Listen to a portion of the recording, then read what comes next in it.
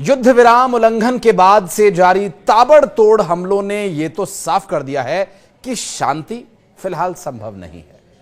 नमस्कार, मैं हूं आशीष त्रिपाठी और न्यूज 18 के इस स्पेशल वीडियो में आप सभी का स्वागत है। और युद्ध विराम अब बीते दिन की बात हो गई है, चाहे वो रूस यूक्रेन युद्ध की बात हो या फिर इजराइल का गजा पट्टी में किया जा रहा हमला या फिर लेबनान को लतेड़ने का मामला। फिलहाल शांति संभव नजर नहीं आ रही है, लेकिन अब जो एक बार फिर से ये युद्ध शुरू हुआ है तो इजराइल ने रॉकेट हमलों से इस पर एक बार फिर से जवाब दिया है। लेबनान पर जबरदस्त पलटवार किया गया, हवाई हमला किया गया और इन हमलों में लेबनान में हिजबुल्लाह का कमांड सेंटर पूरी तरह से नेस्तो नाबूद कर दिया गया। दावा यह किया जा रहा है कि इजरायली हमले में कई लोगों की मौत हुई है और दर्जनों लोग घायल भी हुए हैं। इजरायली सेना ने बताया कि उसके तोपखाने और हवाई हमलों ने दक्षिणी लेबनान को निशाना बनाया है और इससे इजराइल और लेबनानी सशस्त्र समूह हिजबुल्लाह के बीच एक साल से चल रहे युद्ध को समाप्त करने वाले अस्थिर संघर्ष विराम को खतरा पैदा हो गया है। इजराइल ने बताया कि आज लेबनान की ओर से 5 रॉकेट्स फायर किए गए थे, जिसमें से 3 को एयर डिफेंस सिस्टम ने मार गिराया और इजराइल की सेना ने दक्षिणी लेबनान में हवाई हमलों की अपनी श्रृंखला के बारे में एक बयान जारी किया। उसने दावा किया कि हमलों में दर्जनों रॉकेट लॉन्चर्स और हिजबुल्लाह कमांड सेंटर को निशाना बनाया गया। एक वरिष्ठ हिजबुल्लाह सूत्र ने इजराइल पर रॉकेट हमले में समूह की संलिप्तता से इनकार किया है और सूत्र ने बताया कि ये जो लेबनानी समूह दक्षिणी लेबनान में संघर्ष विराम के लिए प्रतिबद्ध है और इजराइल के खिलाफ किए जाने वाले किसी भी ऑपरेशन की जिम्मेदारी आधिकारिक तौर पर लेता है। सूत्र ने लेबनानी अधिकारियों की बातों को बताया और कहा कि हम मौजूदा घटनाक्रम को संबोधित करने में राज्य के साथ खड़े हैं और हमले से लेबनान में तबाही मची हुई और यह संघर्ष गाजा युद्ध का सबसे घातक परिणाम था जो महीनों तक सीमा पार चलता रहा। उसके बाद इजराइल ने एक भयंकर आक्रमण किया जिसमें हिजबुल्लाह के शीर्ष कमांडर और उसके कई लड़ाके और उसके अधिकांश शस्त्रागारों को नष्ट कर दिया गया।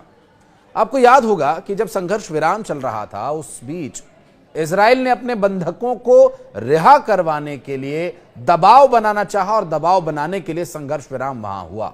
और इस संघर्ष विराम के लिए इजराइल का दावा यह था कि अपने लोगों की बंधकों की रिहाई के लिए सेना का युद्ध का दबाव होना बहुत जरूरी है और फिर उन्होंने आईडीएफ को एक बार फिर आगे छोड़ दिया। उसके बाद पलटवार हुआ, इजराइल पर कई रॉकेट्स से हमले किए गए, ड्रोन्स को मार गिराए जाने का इजराइल ने दावा किया, लेकिन एक बार फिर अब इजराइल ने लेबनान पर हमला किया है।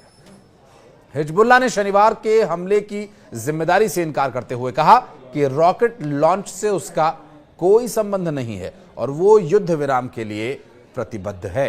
किसी भी समूह ने हमले की जिम्मेदारी नहीं ली है। इजराइल के प्रधानमंत्री नेतन्याहू ने रॉकेट हमले के जवाब में लेबनान में दर्जनों आतंकवादी ठिकानों पर हवाई हमला करने का आदेश दिया। इजराइल के सैन्य प्रवक्ता अविचाय एड्रे ने कहा कि सेना वर्तमान में दक्षिणी लेबनान में हिजबुल्लाह के आतंकवादी ठिकानों पर हमला कर रही है और आगे भी ये कार्यवाही जारी रहेगी। उत्तरी इजराइल की ओर से दागे गए 5 रॉकेट्स की जिम्मेदारी किसी समूह ने अभी तक नहीं ली है। किसी नुकसान या किसी के हताहत होने की सूचना भी नहीं मिली है। तो वहीं इजरायली सेना ने कहा कि कड़ा जवाब देने की हमने कसम खाई है। लेबनान की सेना ने कहा कि उनके देश के दक्षिण में 3 अस्थायी रॉकेट वैरायटीज को नष्ट किया गया। उन्होंने यह भी कहा कि यहीं से इजराइल की ओर से प्रोजेक्टाइल लॉन्च किया गया। सेना ने कहा, एक बयान जारी किया और सेना ने लिटानी नदी में उत्तर में क्षेत्र में 3 घरों में बने रॉकेट लॉन्च पैड खोजे और उन्हें नष्ट करने की प्रक्रिया शुरू कर दी। लेबनान में संयुक्त राष्ट्र की ओर से भेजी गई शांति सेना ने इस पर चिंता व्यक्त की है। इजराइल और हिजबुल्लाह के बीच संघर्ष विराम समझौते को बाधित करने वाली सीमा पार हिंसा में संभावित वृद्धि भी इस परिस्थिति में खतरनाक है। लेबनान में संयुक्त राष्ट्र अंतरिम बल ने भी एक बयान में कहा कि हम सभी पक्षों से दृढ़ता से आग्रह करते हैं कि वे की गई प्रगति कार्यों को खतरे में डालने से बचें, खासकर जब नागरिक जीवन और हाल के महीनों में देखी गई नाजुक स्थिति के बारे में बात हो। और उन्होंने ये भी कहा कि इस अस्थिर स्थिति के और बढ़ने से क्षेत्र के लिए गंभीर परिणाम हो सकते हैं। और इसके अलावा यूनिफिल ने यह भी कहा कि स्थिति बेहद नाजुक बनी हुई है, हम दोनों पक्षों को अपनी प्रतिबद्धताओं को बनाए रखने के लिए प्रोत्साहित करते हैं। बहरहाल युद्ध विराम क्या कुछ समय के लिए जो हुआ उसका मकसद पूरा हो पाया? अभी तक तो हालांकि ऐसा प्रतीत नहीं होता, लेकिन उम्मीद ये की जा रही थी कि ये जो युद्ध विराम हुआ था इससे और लंबा करके किसी तरह से बातचीत के टेबल पर सबको साथ ला करके इस विषय में कोई हल निकाला जाए, लेकिन यहां स्थिति फिलहाल एकदम उलट है। वर्तमान परिस्थितियों को लेकर अगर आप कुछ कहना चाहते हैं तो कमेंट सेक्शन में आपके लिए वेलकम है। धन्यवाद।